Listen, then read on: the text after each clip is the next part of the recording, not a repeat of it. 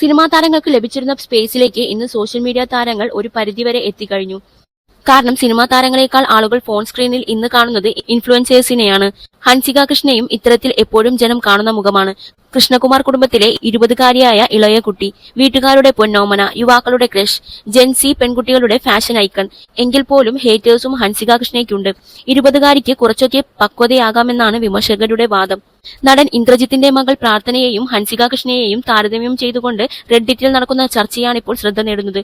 പ്രാർത്ഥനയോ ഹൻസികയോ? പ്രാർത്ഥനയ്ക്ക് കഴിവെങ്കിലും ഉണ്ട് എന്ന ചോദ്യത്തിലാണ് ചർച്ച തുടങ്ങിയത്.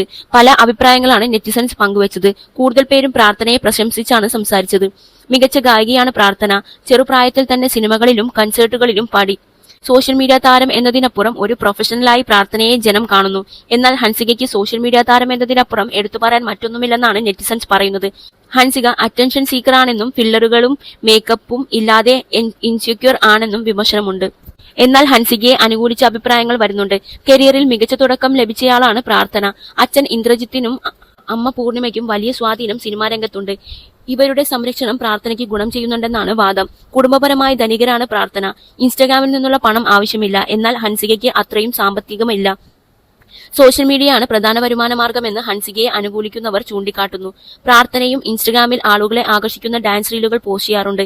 എന്താണ് എൻഗേജ്മെന്റ് കൊണ്ട് വരികയെന്ന് ഇവർക്കെല്ലാം അറിയാം. പ്രാർത്ഥനയെ പോലെ കഴിവുള്ള ഒരാൾക്ക് തന്റെ കഴിവുകൊണ്ട് മാത്രം മുന്നോട്ട് പോകാം. എക്സ്ട്രാ ഫൺ കാര്യങ്ങൾ പോസ്റ്റ് ചെയ്യേണ്ട ആവശ്യമില്ല. പക്ഷെ പ്രാർത്ഥനയ്ക്ക് വ്യക്തമായി മാർക്കറ്റ് അറിയാം. അവൾ തന്റെ യൂട്യൂബ് ചാനൽ വീണ്ടും പുനരാരംഭിച്ചു. ഹൻസികയ്ക്ക് തന്റെ സഹോദരിമാരെക്കാൾ സ്ക്രീൻ പ്രസൻസ് ഉണ്ട്. ലൂക്കയിലെ ചെറിയ റോൾ നന്നായിരുന്നു, പക്ഷെ അതിനുശേഷം അഭിനയിച്ചിട്ടില്ല. അതിനാൽ ഇപ്പോൾ ഹൻസികയുടെ റേഞ്ച് പറയാൻ പറ്റില്ല. പക്ഷെ ചെറിയ കൊളാബറേഷൻസ് വീഡിയോകളിൽ പോലും ഹൻസിക ക്യാമറയുണ്ടെന്ന് അവെയർ അല്ല.